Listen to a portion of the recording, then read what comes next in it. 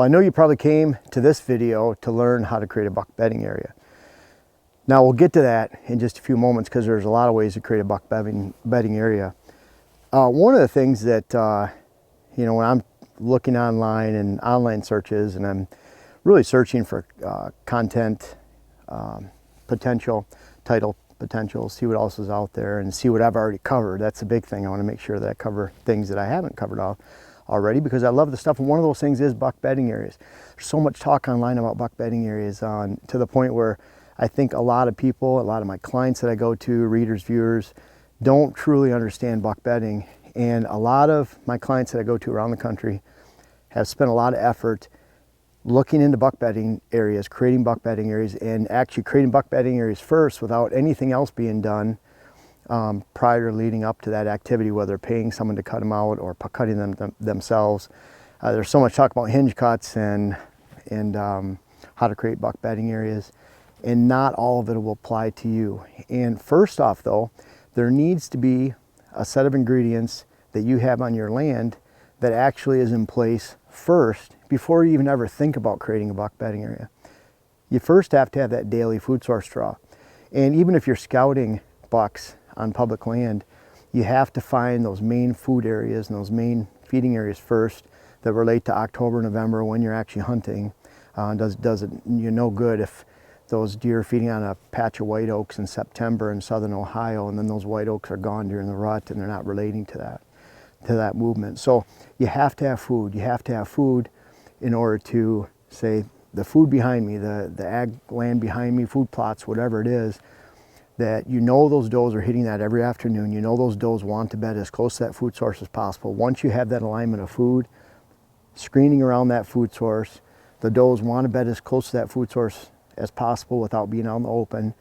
Then you actually set the table for mature bucks and mature buck bedding behind those ingredients. You have to have that food first, screening around the food, then those does, and then you can work your way up to where an actual buck might bed on your property. Now this is one of those locations. This is a pretty cool spot because we're about 150 yards off the valley below where there's a lot of food. There's does that bed against this face, and by the time we get up in here, and we know because just on the other side we have a mock scrape, Waterhole, and we have a camera on it, and so we had a picture and videos of a buck we call Roy. He was around here all the time last year, and so I wish we could have actually shot him. He's actually about a 6-year-old buck and really nice mature buck that we watched for a few years. But in this location right here, there's 5 ways that I feel that you can create a buck bedding area once you actually have those ingredients in place, those layers in place, and you get back to where a buck should be bedding in the first place. Now this location right here, we have a lot of hingeable trees, so that's number 1, hinge cutting. And hinge cutting applies to about 20-25% of the properties I go to, not all of them. Everyone thinks, you know, we're going out to hinge cut, we're going out to hinge cut. I wonder how many people are actually hinge cutting on their land that don't need to hinge cut on their land. This is a perfect place to do so. We have some ash, young oak, ironwood, which, you know, it's not going to live once you hinge cut it, but we can hinge cut it, and I'll talk about why in a second. And we have some cherry. So we can hinge these trees in this location, and they're all these trees that are 2 to 6 inches in diameter. A lot of times we use a habitat hook to do that, but we can hinge these trees. We're looking at a flat area right here, and that's what a buck needs a bed on, but we can hinge the trees not over this. We do not want to make a canopy, because guess what? We make a canopy over this area with these trees surrounding this little spot, and we're taking all the cover away. So that buck sits under this canopy in theory, which a lot of areas they do not want to go under that canopy. They'll avoid that canopy probably in 70 to 80% of the whitetail habitat around the country. Just trust me on that one. This is what I do, scout deer for a living. We take this and hinge it to the side. And so by hinging it to the side, it accomplishes a couple different things. Hinge cutting to the side, we keep that cover down at waist level, or hinge cutting right around waist high, belly high at highest. So we're putting that cover to the side, and now that buck feels like he has some cover around here. And yes, they do relate to cover, whether it's even the side of the hill they'll relate to, but they'll relate to that side cover, and now they feel a lot more hidden. It's harder for him to see out, it's harder for deer to see in, and he does feel more hidden, and he can escape in any direction. Kind of imagine we're hinge cutting trees directly away from this flat right here. Now second, because we're hinge cutting those trees at hip level, now that buck, he has browse growing at hip level off the side of those hinges. So you're using a habitat tool, a habitat hook, Nick Nation sells them out of southern Michigan. But you're cutting that, pushing it away.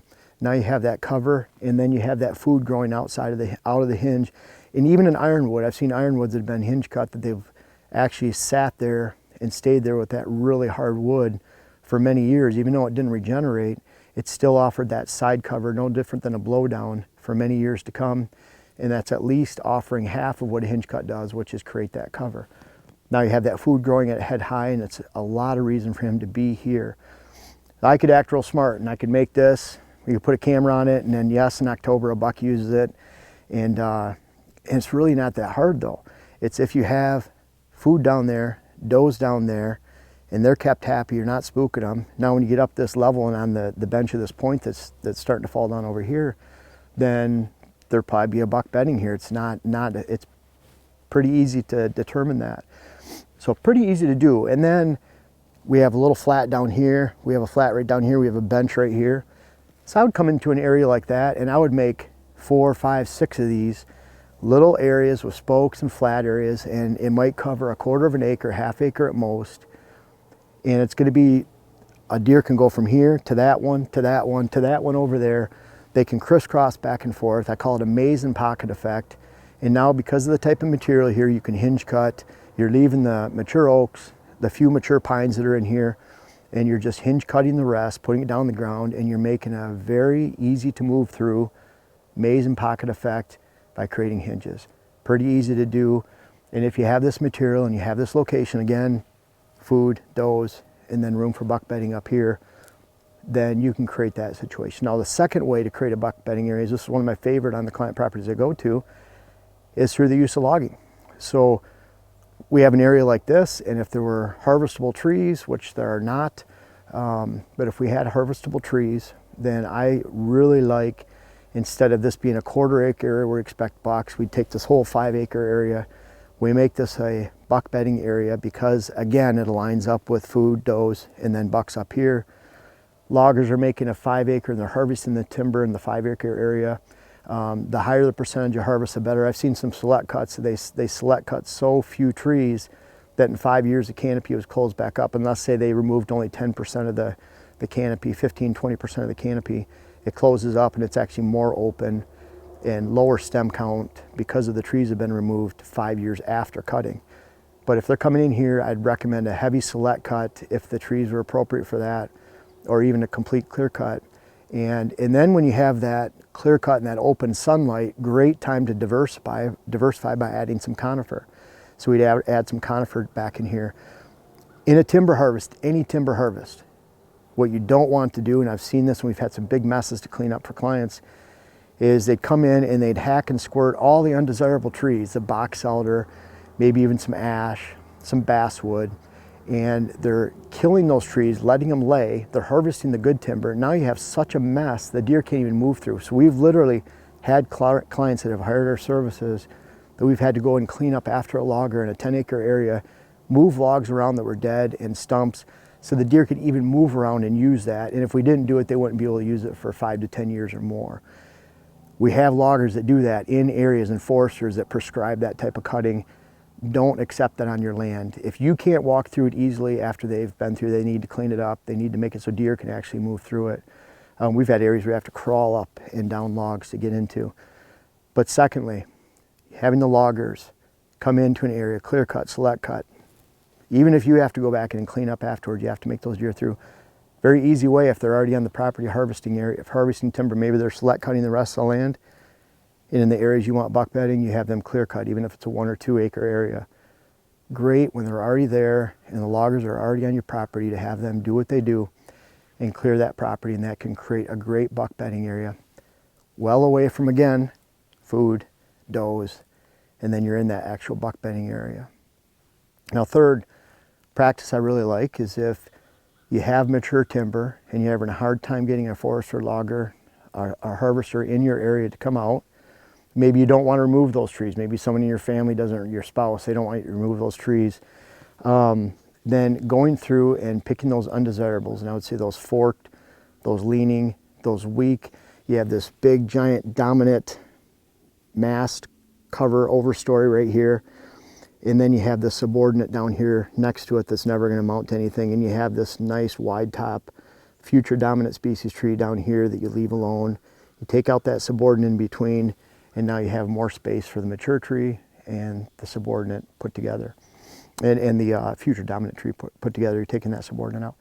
So now that's not a bad way either. You go into mature standard timber, you're focusing on the undesirables, you're allowing the desirable species and timber species to take more shape and to put on more inches in diameter on their trunk, and you're creating future boards per foot, and you're doing so by removing the undesirables, and you're at least removing 30% of the canopy. So it might even be that you're cutting down oaks, but they're those leaners and subordinates that aren't worth anything for a timber harvest. You're putting that on the ground. So you're producing side cover, no different than the regeneration in the low hinge cuts with smaller trees. And then because you're removing 30 to 40% of the canopy, you're also getting regeneration and you're getting stem count. And again, whether it's loggers opening up and clear cutting or you opening up ground and getting 30% of the canopy removed, a great time to go in and add 50 to 100 conifers per acre in the form of white pine, white spruce. Those are two pretty shade tolerant conifer species that work just about anywhere, especially in the north half of the country, but a great way to diversify your habitat at that time of the cutting. So again, whether you're creating hinge cuts, having a logger go in there, or then you're focusing on third, a mature timber area where you can actually remove the undesirables, get 30% of the canopy down, increase the stem count. You're putting structure on the ground, no different than adding a Christmas tree on the bottom of a drop-off on a sandy drop-off on the bottom of the lake for fish. Those are three good ways to create buck bedding areas. The fourth way, you have aspen regeneration, poplar regeneration, where you have 7,000 shoots per acre. Maybe you have young maple. And they're in that pole timber size, which makes it really hard to cut because you go in there and if you hinge cut, you make such a mess, the deer avoid it because it's too thick. Also, they keep getting hung up on each other, so you're having a hard time cleaning that out and clearing it. Great time to take a mulcher, forestry mulcher on a bobcat, forestry mulcher head, and that's a big grinder. It looks like a giant curling iron or a giant tiller. And you're going down and just smashing those areas in. You might open up a 1/4 acre area. You're grinding it down to the ground. You get 7,000 shoots per acre. You're not putting so much cover down and horizontal cover the deer can't move through it. They already have a lot of poles and a high stem count per acre. You're just adding food and more cover, and you're creating those pockets in areas that you want to. Now, I've seen people rent those for as little as $700 to $800 for 14 hours. There's people that you can pay to come out, and they usually charge about what a dozer rate is per day, per hour. But a great practice that I actually encourage and recommend to clients in their areas where they have that type of timber makeup, where it's all even stand pole timber, say 4 to 5 inches in diameter and less. You're just going in and mowing that down, let it regenerate, and then you're not cluttering up the woods. But where it regenerates and that edge that it takes and that edge that it makes is where those deer will focus on. They have that food and they have that cover during the entire day. Now, a fifth way that I like to create buck bedding areas, and this is probably one of the most common ways on client properties, is that you're actually going into an uneven age stand of timber and you're saying, okay, I'm going to create this 1/4 acre bedding area in this location because it matches up with my travel corridors. Again, it's well away from food, doe bedding, and those layers. And what I'm doing in those cases is, let's say you have 10 to 14 inch timber. Well, I'm going to cut those 10 to 14 inch trees down, make sure that I can fall them in areas that are not hanging up, and I get them into openings. And then what I'm doing is I'm taking those trees that are 6 inches on down, and this is the last step. I'm actually dropping those larger trees first. I'm cleaning it out so the deer can maze and pocket just through it like you would if it was a hinge cut area or a mulched area. The deer have to be able to move through it easily, maze and pocket. And then that last step is I'm taking those 6 inches and smaller trees and I'm hinging them to the logs and tops so the deer can actually move between all those cuttings, and now they have the advantage of the regeneration that's going to take place, and then they actually have the growth that's going to take place from those side cuttings and hinges. Now they have the combination of food, cover, big logs and tops. You have to cut those large trees down first. You're not trying to hinge them, you're just putting them on the ground. You're using those as side cover, and some of those oaks and hard maples and any type of soft maple will stay there for 15, 20 years. You're getting the regeneration around there. In a high deer density area, those tops will actually cage the growth, and you'll get good growth in those areas even if the deer eat the rest down. When it's open, it's a great time to add 50 to 100 conifers per acre. I like to bunch those, 1 to 2 over here, 3 to 4 over there, 5 to 6 over there. You're just trying to diversify. And then that last step, if you have time for, is actually hinging those smaller trees to the tops and logs. So you put that side cover on the ground, additional side cover, and then you have that side growth that you get, so you have even more browse in that location. So those are 5 ways to create a buck bedding area. Once you have the pieces in place to be in that location that is a buck bedding area, so many people start with the buck bedding first, no relation to food, no relation to actual does that bed next to that food. And so then you really don't have bucks bedding in that location. This is a great spot for bucks. We have a flat right here. But if this didn't relate to anything, why would he be in here in the first place, and especially food? Low hinge cuts, the forester, aspen regeneration, going in there with a forestry mulcher, dropping those big undesirables down to remove at least 30% of the canopy, maybe even 40%. And finally, in an uneven age standard timber, dropping those large trees first, then hinge cutting the small ones, 6 inches in diameter or less, to the tops and logs. But you have to make sure in all those cuttings, the deer can easily move within. I've seen cuttings that are way too thick. And if you have that diversity within where you can add conifer, if you have those pieces in place, then you can actually say that you created a buck bedding area. And those are 5 ways that I see on my client parcels consistently across the entire country. It's not that we use one more than another. They all have their place. And I hope you create some great buck bedding areas for this season. And even if you're scouting on public land, look to have those pieces in place first. Find the big food sources. They're going to be there during October, November. And then find adjacent doe bedding. And it doesn't matter if it's up or down on hills or side to side, east or west. If you get those pieces in place, you'll find a great spot to either install or scout and find a buck bedding area for this season.